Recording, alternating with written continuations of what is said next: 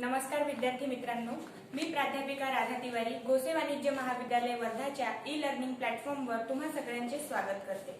मागल्या व्हिडिओमध्ये विद्यार्थी मित्रांनो आपण प्रवर्तकांच्या सर्वसामान्य म्हणजे त्यांच्या एकूण कार्यांपैकी त्या कार्यांची आपण विभागणी दोन याच्यात केली होती। एक तर सर्वसामान्य कार्य आणि त्यापैकीच काही निवडून 14 कार्यांपैकी काही कार्यांची एक विशेष निवड करून मी तुम्हाला की हे सर्वसामान्य कार्यांपैकी निवडलेले मुख्य कार्य आहे अशी माहिती दिली होती। आपला आजचा व्हिडिओ असणार आहे त्याच प्रवर्तकांची स्थिती आपल्या कंपनीमध्ये नेमकी काय असते हे जाणून घेण्यासंबंधी।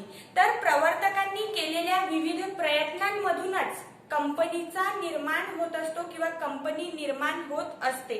जरी ही बाब इतकी महत्त्वाची असली की कंपनीच्या निर्माणामागे आवश्यक व्यक्ती किंवा जबाबदार व्यक्ती हा प्रवर्तकच आहे। त्या कार्यामागे म्हणजे कल्पनेला मूर्त रूप देण्याचं कार्य करणाराच व्यक्ती प्रवर्तक आहे। जरी ही बाब इतक्या महत्त्वाची असली तरी कंपनी कायद्यामध्ये प्रवर्तकाच्या स्थिती संबंधी विशेष काहीही उल्लेख सांगितलेला नाहीये किंवा आपल्याला कायद्यामध्ये काही अशी तरतूद प्रवर्तकाच्या स्थिती संबंधी पाहावयास मिळत नाही। मग हा प्रवर्तक एका कंपनीमध्ये वेगवेगळ्या रूपाने कार्यरत असतो किंवा प्रवर्तकाची जी कार्यभूमी आहे किंवा जे प्रवर्तकाचं मुख्य कार्य आहे ते कंपनीच असणार आहे। मग कंपनीमध्ये तो कोणकोणत्या भूमिका बजावतो किंवा त्याची स्थिती काय असू शकते, तर ढोबळमानाने त्याची 3 उत्तरे आपण बघतो। जर हा प्रवर्तक आहे असं मी म्हटलं की हा जो इथे मी काढलेला व्यक्ती आहे हा प्रवर्तक आहे, तर एक प्रवर्तक म्हणून तो 3 वेगवेगळ्या रूपांमध्ये कार्यरत असतो। एक मालक, दुसरा सेवक आणि तिसरा विश्वस्त म्हणून सुद्धा कार्य प्रवर्तकाद्वारे केल्या जाते। आणि इत्यादी कार्य म्हणजे हे जे आपण 3 कार्य बघितले आता याच कार्यांमध्ये असंख्य कार्यांचा समावेश होतो। जेव्हा या सगळ्या कार्यांची पूर्ती प्रवर्तकाद्वारे केली जाते तेव्हा त्याच्याकडून आपण त्याची स्थिती जाणून घेण्याकरिता काही मुद्द्यांचा अभ्यास म्हणजे त्याच्या कार्यावरून की त्यांनी काय करावं काय करू नये आणि त्या कार्यांच्या व्याप्तीवरून म्हणजे कार्य किती मोठं आहे या व्याप्तीवरून त्याची स्थिती आपण लक्षात घेणार आहोत। कारण कायद्याने त्याचा विशेष उल्लेख केलेला नाही आहे, पण आपल्याला स्थिती जाणून घ्यायची आहे। मग या परिस्थितीमध्ये आपल्याकडे एकच मार्ग आहे की त्याच्या म्हणजे त्यांनी काय करावं काय नाही करावं या बाबींवरून प्रवर्तकाची स्थिती आज आपल्याला अभ्यासायची आहे। आणि याच्यावरून तुम्हाला लक्षात येईल की प्रवर्तक मालक म्हणून, सेवक म्हणून, विश्वस्त म्हणून म्हणजे वेगवेगळ्या रूपाने एक व्यक्ती कार्यरत असतो। त्या कारणास्तव त्याची म्हणजे एकदम थेट अचूक स्थिती कायद्याने सांगितलेली नाही, पण काही मुद्द्यांचा आधार घेऊन आपण प्रवर्तकांची स्थिती जाणून घेऊ शकतो। पहिला मुद्दा इथे सांगितला आहे की प्रवर्तकांनी गुप्त नफा मिळवू नये। आता कंपनीकरिता आवश्यक ती संपत्ती खरेदी करायची आहे म्हणजे आपल्याला कंपनीचं निर्माण करत असताना अगदी सुरुवातीच्या प्रारंभिक खर्चापासून तर संपत्तीच्या खरेदीपर्यंत सगळी बाब प्रवर्तकाद्वारे केली जाते। जर प्रवर्तक त्या कार्यामध्ये स्वतःला असमर्थ समजत असेल तर तो या संपत्तीच्या खरेदीकरिता एखाद्या तज्ञ व्यक्तीची मदत सुद्धा घेऊ शकतो, परंतु फक्त मदत घेत आहे। संपूर्ण कार्य कोण करत आहे? प्रवर्तक करत आहे। पण ही जेव्हा संपत्ती खरेदी करण्याची प्रक्रिया केली जात आहे त्या प्रक्रियेसोबत किंवा त्या व्यवहाराच्या वेळी कंपनीच्या नावाखाली म्हणजे कंपनी करिता आपण घेत आहोत असा प्रलोभ म्हणजे अशी माहिती दाखवून त्यांनी स्वतः गुप्त नफा मिळवून घेऊ नये म्हणजे अधिकाधिक प्रयत्न या कंपनीच्या फायद्याकरिता असावे किंवा कंपनीच्या चांगल्या कार्यवहनासाठी कार्यरत असावा प्रवर्तक। म्हणून इथे मुद्दा सांगितलेला आहे की त्याने कोणत्याही प्रकारचा गुप्त नफा या संपत्तीच्या खरेदीच्या व्यवहारामध्ये घेऊ नये। आणि गुप्त नफा न घेण्यामागे एक कारण सुद्धा की ज्या कार्याची सुरुवातच आपण करत आहोत आणि त्या कार्यामध्ये जर आपण तिथे असा म्हणजे दूषित विचार घेऊन कार्य करू तर मग त्या कार्याची जी समोरची वाटचाल असणार आहे ती सुद्धा तशीच होईल। म्हणून अगदी पहिलं कार्य जर आपण करतोय तर त्यामध्ये त्यांनी असे काही दुष्कृत्य करू नये। आणि म्हणूनच इथे आपण त्याची स्थिती काय सांगितली की जर तो प्रवर्तक आहे तर त्यांनी अशा प्रकारचे कार्य करू नये म्हणजे याच्यावरून स्थिती समजते त्याची की तो गुप्त नफा घेणार नाही म्हणजे तो त्या ठिकाणी मालकाच्या भूमिकेमध्ये असणार आहे। आहे की जो मालक आहे, आता समजा मी या पेनची मालक आहे, तर या पेनची निगा राखणे माझी पहिली जिम्मेदारी आहे. म्हणजे जर मी मानून चालते की मी याची मालकीण आहे, तर मीच याची जर टिप तोडायला निघाले किंवा याच्या मागे म्हणजे हा खराब झाला पाहिजे अशी माझी मनशा असेल का? असणार नाही. ही खूप छोटं उदाहरण मी तुम्हाला दिलं.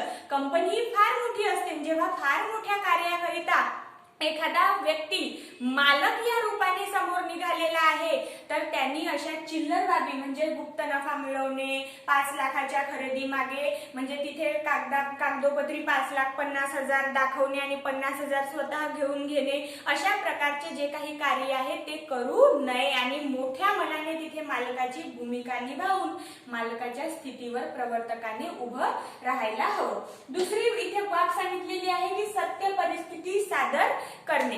आता सत्य परिस्थिती सादर करण्यामध्ये प्रवर्तकाने स्वतःची जर एखादी संपत्ती किंवा स्वतःची एखादी जी मालमत्ता कंपनीला जर विकली असेल किंवा कंपनीमध्ये ती वापरली असेल, तर त्यावेळेस प्रवर्तकाने अगदी म्हणजे सुरुवातीच्याच काळामध्ये जेव्हा तो देतोय किंवा हा देवाणघेवाणीचा कारभार करतो आहे, त्या संबंधी सगळी माहिती कंपनीच्या अंशधाऱ्यांसमोर ठेवणे फार गरजेचे असते. कारण जर व्यवहार प्रवर्तक म्हणून किंवा त्या कंपनीचा सेवक, विश्वस्त, मालक या 3 नात्यांपैकी कोणतंही नातं जर धरून तो करतोय, तरीही अन्य आपल्या सोबत असलेल्या लोकांना त्याची सखोल माहिती असावी.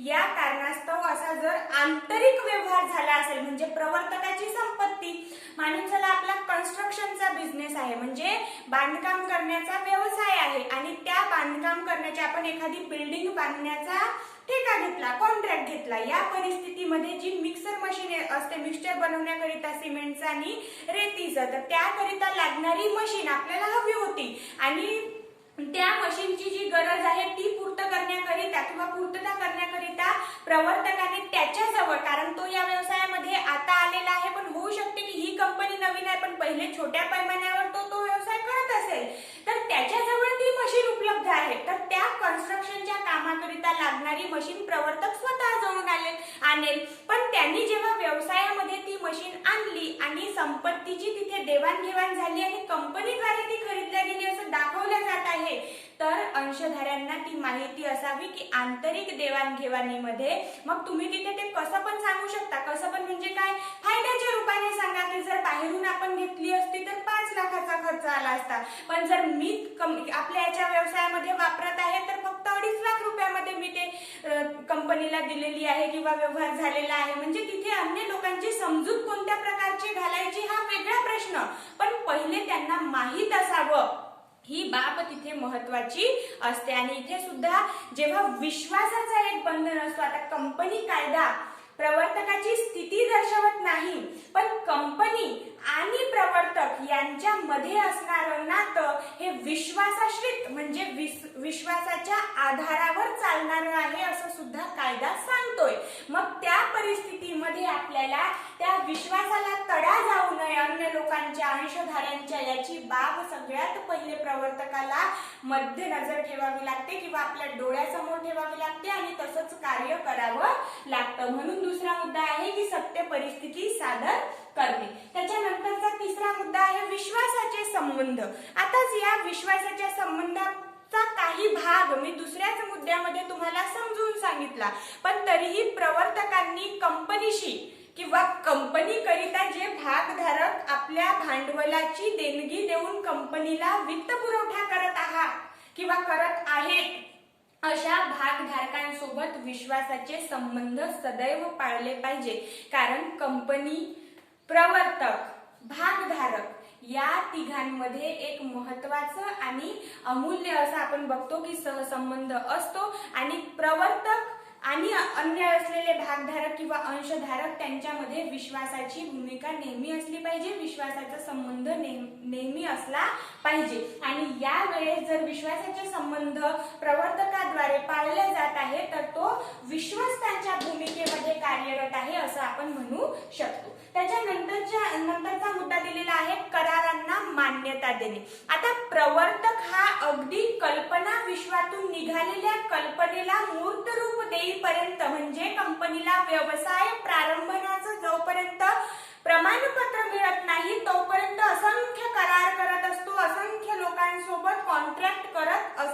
मग या प्रक्रियेनंतर जेव्हा आपली संपूर्ण व्यवसाय स्थापनेची जी प्रक्रिया आहे ती पूर्ण झाली आणि त्या प्रक्रियेनंतर एक कंपनी, एका नावाची कंपनी नावारूपास आलेली आहे, तर त्या परिस्थितीमध्ये जेव्हा कंपनी ही प्रस्तावित कंपनी होती, आज व्यवसाय प्रारंभनाचा दाखला मिळाल्या कारणाने जर आपण XYZ कंपनी आहे तर ती आज XYZ कंपनीच्या नावाने ओळखली जाते, पण जेव्हा कागदोपत्री प्रक्रिया चालू होती तेव्हा ती XYZ कंपनी नव्हती, ती प्रस्तावित कंपनी होती, म्हणजे कंपनी होण्याच्या प्रस्तावामध्ये ती होती।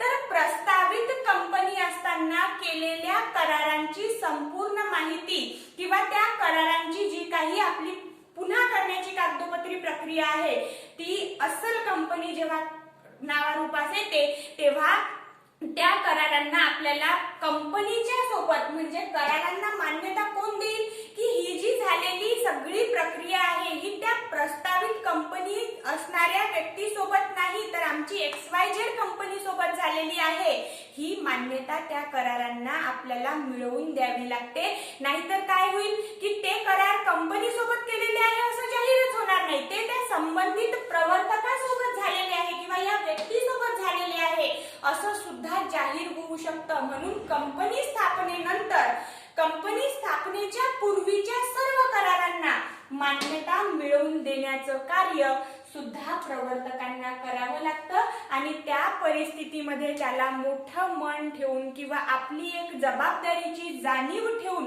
या कार्याला अग्रगण्य समजून पहिले करावं लागतं।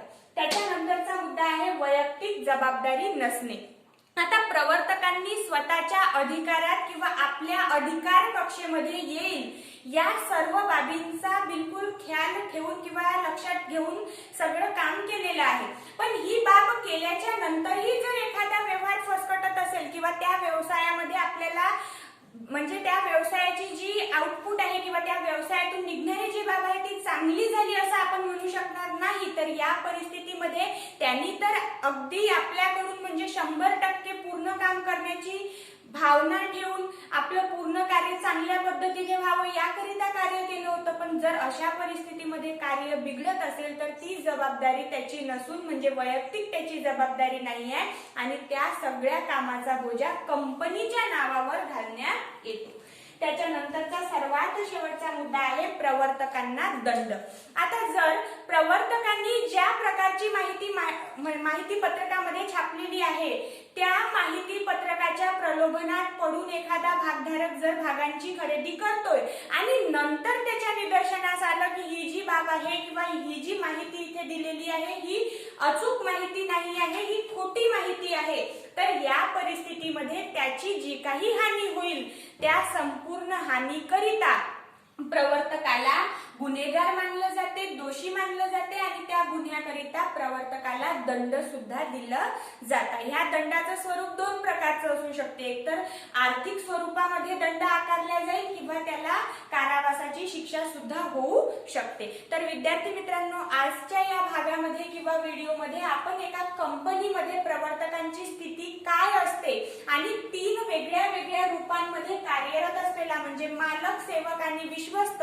या 3 वेगवेगळ्या नावांवर जेव्हा एक व्यक्ती सवार असतो तर त्या 3 वेगवेगळ्या परिस्थितींचं बॅलन्सिंग, संतुलन करत असताना त्याला वेगवेगळ्या क्षणी वेगवेगळ्या भूमिका बजावाव्या लागतात आणि त्या वेगवेगळ्या क्षणानुरूप त्याची कंपनीमध्ये स्थिती असते। जोपर्यंत माझा नेक्स्ट व्हिडिओ येत नाही तोपर्यंत अभ्यास करा, घरी राहा, सुरक्षित राहा। धन्यवाद।